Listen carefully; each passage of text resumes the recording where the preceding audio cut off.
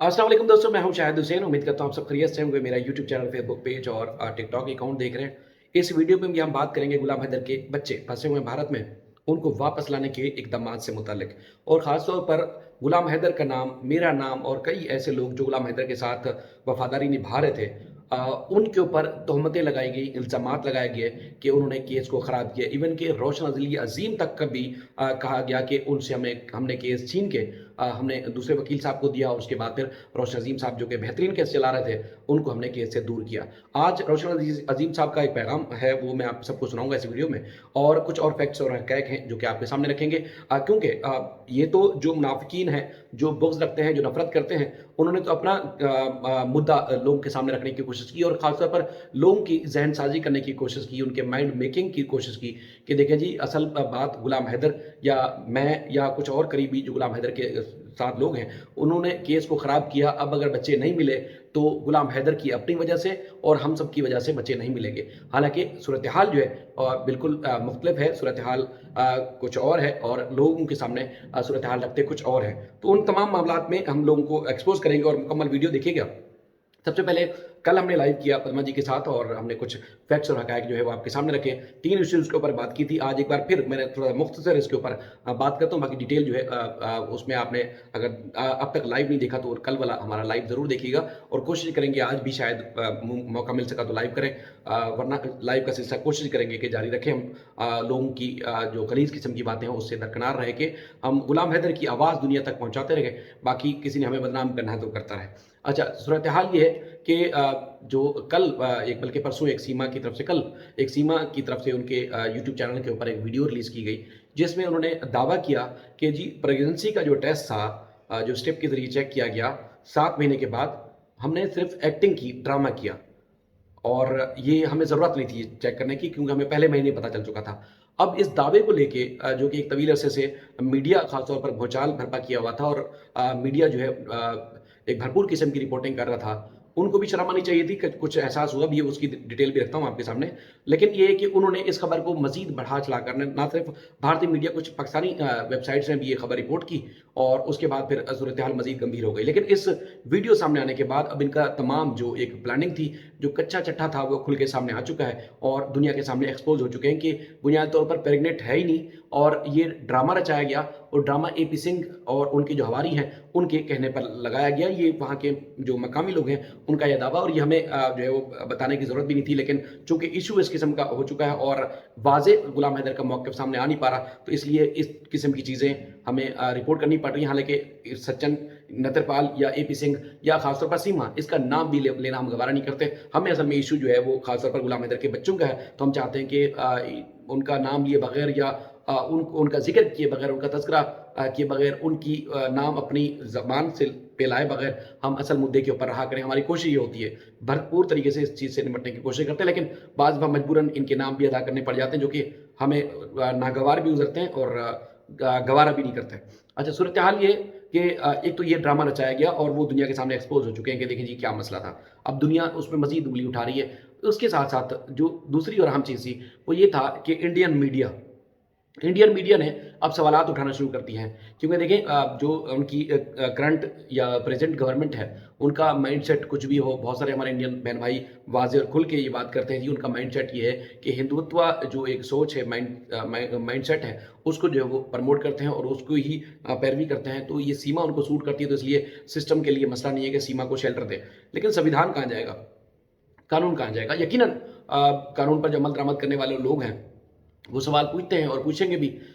उसमें जो मीडिया ख़ास तौर पर वहाँ जो मुख्तलिफ़ कानूनी माहिरीन हैं, वुकला हैं और कानून को बड़ी गहरी नज़र से देखते हैं, उनका ये मानना है कि जो 1955 का कानून था सिटीज़नशिप का, उस हवाले से इनका अगर बच्चा है, वैसे तो उसमें भी सवाल उठा रहे हैं। अगर बच्चा पैदा होता है तो वो इंडियन सिटीज़न नहीं कहलाएगा, क्योंकि कानून के मुताबिक इंडियन सिटीज़नशिप मिल सकती है, लेकिन उसमें से बाप या माँ इंडियन शहरी हो और जिनकी शादी हो वो भी लीगल हो। लेकिन आज तक मीडिया के मुताबिक किसी भी तरह ये शादी जो है लीगल है, उसको कहीं भी ये प्रूव नहीं कर सके। उनकी शादी जो है वो लीगल है, इसको प्रूव नहीं कर सके, और मीडिया ये सवाल उठा रहा है कि इल्लीगल तौर पर एंट्री हुई थी। आज भी उस केस में ज़मानत पर है। पुलिस की और जो दीगर उनके इदारे हैं, उनकी बेशर्मी और ढिठाई ये है कि आज तक एक तकरीबन कोई पौने 2 साल होने वाले हैं, 2 साल होने वाले हैं, लेकिन अब तक चार्जशीट पेश नहीं की, तो आप खुद अंदाज़ा लगा सकते हैं कि कितनी ढिठाई और बेशर्मी होगी। इस पे एक बड़ी इंपॉर्टेंट बात है, वो भी मैं आगे जाके ऐड करता हूँ। तो सूरत-ए-हाल ये है कि उस पर भी अब वो सवाल उठा रहे हैं। एक तो ये है कि सीमा इल्लीगल आई है, वहाँ उस कानूनी तौर पर इंडिया में दाखिल नहीं हुई और शादी को भी कानूनी तौर पर साबित नहीं कर सके, तो लिहाज़ा इनकी जो बच्चा अगर पैदा होता है तो उसकी सिटीज़नशिप उसको नहीं मिल सकती, वो भारतीय शहरी नहीं कहलाएगा, उसके लिए मुश्किलात पैदा हो रही हैं और ये भारतीय मीडिया जो उनके नामी गिरामी चैनल हैं वो इस पे सवाल उठा रहे हैं। तीसरी बात कि बहुत सारे जो अपने आप को महान कहते हैं, जी हम तो बड़े महान हैं और महान बनने के लिए महान कारनामे भी अंजाम देने पड़ते हैं, लेकिन इस किस्म की भोंडी चीज़ों से कभी भी कोई महान नहीं कहलाया जा सकता। सूरत हाल ये कि लोगों ने दावा किया था जी देखिए जी पाकिस्तानी गवर्नमेंट ने कोई भी सीमा से एक्सेस नहीं मांगा, इंडियन गवर्नमेंट से रब्ता नहीं किया, कोई लेटर्स नहीं लिखे, कोई नेगोशिएशन की कोई बात नहीं हुई, यानी कि कोई भी ऐसा काम नहीं हुआ जिससे पाकिस्तानी गवर्नमेंट ने इंडियन गवर्नमेंट से 4 बच्चों की या सीमा की वापसी या उन तक रसाई की कोई मांग की हो, डिमांड की हो। रिपब्लिक भारत ने जुलाई या उसके बाद करीब 2024 में ये रिपोर्ट किया, जिसमें वो उनका ये दावा है कि पाकिस्तानी गवर्नमेंट ने बाकायदा तौर पर इंडियन गवर्नमेंट से रब्ता किया। इंडियन गवर्नमेंट अब इस मामले को सोच रही है कि उनको एक्सेस देना है या नहीं देनी, यानी कि इंडियन गवर्नमेंट के हाथ में है। ये रिपब्लिक भारत जो है वो रिपोर्ट कर रहा है। इसके अलावा इंडियन और भी कई मीडिया के चैनल हैं, मीडिया हाउसेज हैं जिन्होंने इस मामले को रिपोर्ट किया और उन्होंने दुनिया को बताया कि जी पाकिस्तानी गवर्नमेंट ने सीमा और बच्चों तक काउंसलर एक्सेस मांगा है, लेकिन भारत ने अब तक जो है उस काउंसलर एक्सेस नहीं दिया। अच्छा, बड़ी जो अहम और इम्पोर्टेंट बात कि यही महान लोग बैठ के कई कई दिन तक जो गुलाम हैदर को ताने मारते हैं, हमें ताने मारते हैं, लेकिन जी यूट्यूब चैनल चला रहे हैं, कुछ कर नहीं रहे हैं, क्या करें? मतलब यहाँ से जिस तरह तुम लोग हवाई फायर छोड़ते हो, इसी तरह बैठ के हवा में फायर चलाते रहें, क्या करें? मतलब क्या करना चाहिए था?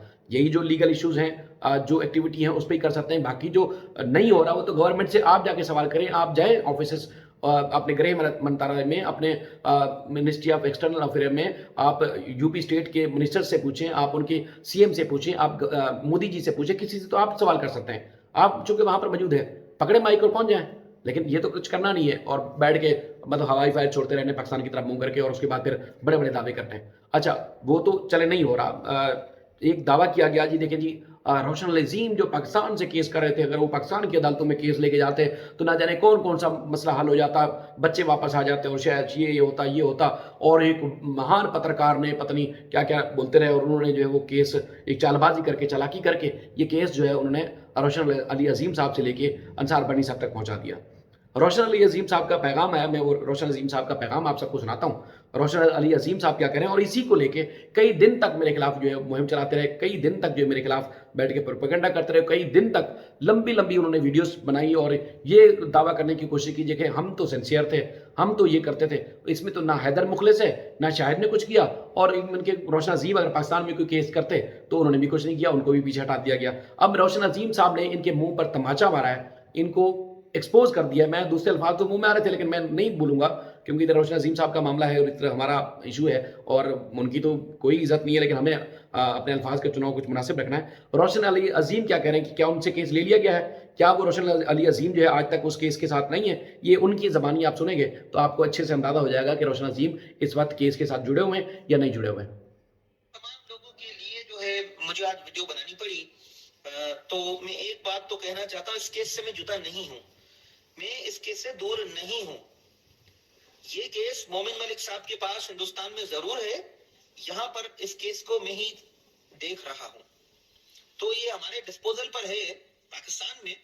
तो आप तमाम लोग जो हैं जो बड़े फिक्रमंद थे कि रोशन अली अजीम केस में नहीं है, मसरूफियत की वजह से मैं वीडियो नहीं बना रहा था, ये अलग बात है, लेकिन मैं इस केस से जुदा नहीं हूं, गुलाम हैदर से जुदा नहीं हूं, मैं तमाम लोगों के साथ हूं और आपसे इंशाल्लाह मैं मुखातिब होता रहूंगा, वीडियोस बनाता रहूंगा और जरूर इंशाल्लाह आपसे हम आते रहेंगे, लाइव भी आते रहेंगे और वीडियोस भी बनाते रहेंगे। मेरी टीम मुझे वो सारी मैसेज तो बहरहाल ये अब रोशन अजीम साहब का आपने स्टेटमेंट सुन लिया, रोशन अजीम साहब क्या फरमा रहे हैं, और वो लोग जो रोशन अजीम साहब की वीडियोस उठा के पब्लिक कर रहे थे और उसके बाद फिर दावा कर रहे थे लेकिन जी एक महान वकील से, एक मायनाज वकील से केस ले लिया गया, अगर वो पाकिस्तान में केस दायर कर देते तो न जाने क्या कुछ हो जाता। अब रोशन अजीम साहब क्या फरमा रहे हैं कि वो केस के साथ जुड़े हुए हैं, क्योंकि रोशन अजीम साहब की राय उसमें मसला शामिल था कि पाकिस्तान में जो फैमिली कोर्ट में या किसी भी क्रिमिनल कोर्ट से केस नहीं फाइल किया जा सकता, क्योंकि रोशन अजीम साहब खुद सुप्रीम कोर्ट के वकील है और कानून को अच्छे से समझते हैं। تو انہوں نے کیا کیا کہ انہوں نے روشن عظیم صاحب، انصار بنی صاحب، ان کی پوری ٹیم کے ساتھ ساتھ یہ مشورہ ہوا کہ محمد ملک صاحب انڈین کورٹ میں کیس فائل کریں گے، کیونکہ یہ جو حدود بنتی ہے، جو لمٹ بنتی ہے، جو جو ہے وہ چونکہ بچے اس سرزمین پر ہیں، تو اس سرزمین پر رہتے ہوئے جو کیس فائل کیا جانا چاہیے وہ انڈیا کی عدالتوں میں کیا جانا چاہیے، اور وہی محمد ملک صاحب نے کیا۔ باقی یہاں پر جب بھی کوئی پروگریس کی ضرورت پڑی، جب بھی کوئی مسئلہ ہوا، روشن عظیم صاحب ساتھ ہیں، کوئی ایشو نہیں ہے، اور کبھی بھی کسی بھی طرح ان سے کیس واپس نہیں لیا گیا، اور فائل ان کے پاس موجود ہے۔ آج بھی اگر وہ یہ ویڈیو دیکھتے بھی ہیں تو وہ آپ کو فائل دکھا بھی سکتے ہیں۔ میں کوشش کروں گا کہ آنے والے دنوں میں ان کو میں اپنے چینل پہ لے آؤں، کیونکہ ایک طویل عرصے سے ایک خام خواہ کی مہم لوگوں نے شروع کر رکھی ہے میرے خلاف، اور روشن عظیم صاحب کا نام لے کے، اور اس کے بعد پھر جو ہے وہ غلام حیدر کو بدنام کرنے کی کوشش کی گئی۔ وہ تو بیچارہ غلام حیدر نہ کسی کی فیور میں، نہ کسی کے خلاف، وہ اپنے دکھ درد اور پریشانی دنیا کے سامنے رکھتا ہے، اس کو بھی بدنام کیا گیا، اور اس کے غلام حیدر کے ساتھ چونکہ ہم لگاتار دے رہے ہیں اور ہمیں بھی بدنام کرنے کی کوشش کی گئی۔ ہمیں ان لوگ جو بکواس کرتے ہیں ان سے کوئی لینا دینا نہیں ہے، لیکن جو عام لوگ، جو عام پبلک ہے، جو غلام حیدر کے ساتھ انسانیت کے ساتھ جڑے ہوئے تھے، جنہوں نے ذات پات دھرم مذہب کوئی نہیں دیکھا، بلکہ غلام حیدر کے لیے انسانیت کا ساتھ دے رہے تھے، ان کی ذہن سازی کی گئی اور ان کو ہمارے خلاف سوچ ان کے دماغ میں پیدا کی گئی، اور لوگ آج بار بار آ کے کہتے ہیں لیکن یہ کیس آپ کی وجہ سے خراب ہوا۔ ہم نے کوئی کیس خراب نہیں کیا۔ ان لوگوں نے، جو غلیظ لوگ ہیں، انہوں نے الٹی سیدھی باتیں کر کے آپ لوگوں کے دماغوں میں اس طرح کی چیزیں ڈالی ہیں، لیکن ہم آج بھی اللہ کا شکر اسی طرح تھے جس دن سے پہلے دن سے کھڑے ہوتے ہیں۔ اچھا، چونکہ ویڈیو لمبی نہ ہو، میں ایک چھوٹی سی بات آپ کے سامنے ایڈ کرتا ہوں۔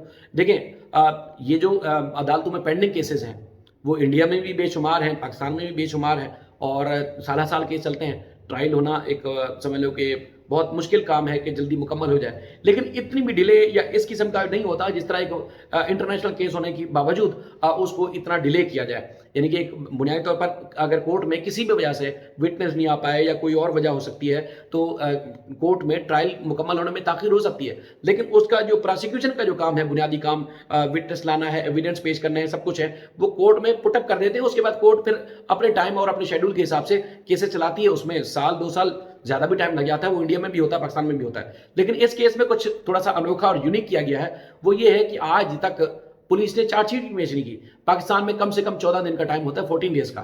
جب ایف آئی آر ہوتی ہے 14 ڈیز کے اندر اگر آپ نے کوئی پروگریس کی ہے، نہیں کی کچھ بھی، آپ نے 24 آورز کے اندر ایف آئی آر کی رپورٹ آپ نے کورٹ میں سبمٹ کرنی ہے کہ جی ایف آئی آر ہوئی ہے فلاں انسیڈنٹ میں۔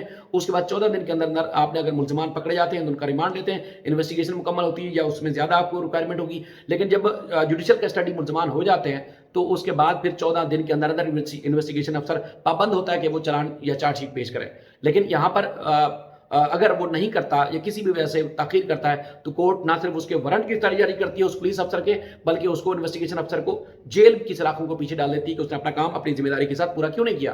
آج یہاں پر ربوپورہ کی پولیس ہے یا اے ٹی ایس سی یا جو تھے، انہوں نے اتنا عرصہ گزر جانے کے باوجود رپورٹ پیش نہیں کی کہ انویسٹیگیشن کہاں تک پہنچی، کیا بنا، کس طرح بنا، کورٹ میں سبمٹ نہیں کی تو اس پر یقیناً لوگ سوال اٹھائیں گے۔ اور اگر انہوں نے بر وقت نہیں کی، اپنی ذمہ داری پوری نہیں کی تھی تو کورٹ نے کیا ان کے خلاف ایکشن لیا؟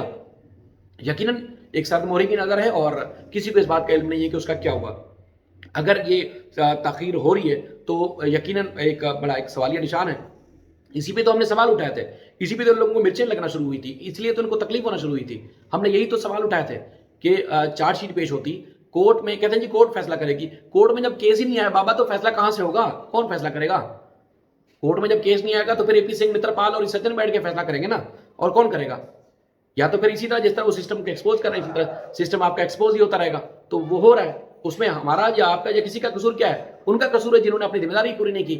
تو اگر یہ کورٹ میں کیس آ جاتا، چارج شیٹ پیش ہو جاتی، اور اس کے بعد پھر ایک حیران کن صورتحال یہ کہ کورٹ سے کوئی بیل لے کے جائے اور اس کے بعد واپس کورٹ کا منہ ہی نہ دیکھے، یہ کہاں کا اصول ہے؟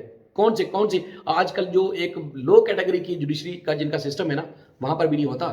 اور آپ دعویٰ تو کرتے ہیں جی بھارت بھی مہان ہے، پتہ نہیں کون کون سے مہان ہیں، لیکن یہ ہے کہ اس مہان دیش میں اس میں تیسری دنیا کے کسی ملک میں بھی اس طرح کا نہیں ہو رہا ہوگا جس طرح سیما حیدر کے معاملے میں ہوا ہے۔ باقی ہمیں دوسرے معاملات کا نہیں پتہ کیونکہ اس معاملے کو ہم باریک بینی سے دیکھ رہے ہیں، تو اس لیے بڑا افسوس بھی ہوتا ہے۔ تو بہرحال اور بھی بہت ساری چیزیں ہیں انشاءاللہ آپ کے سامنے رکھتے رہیں گے۔ اپنا بے حد خیال رکھیے گا۔ اللہ حافظ۔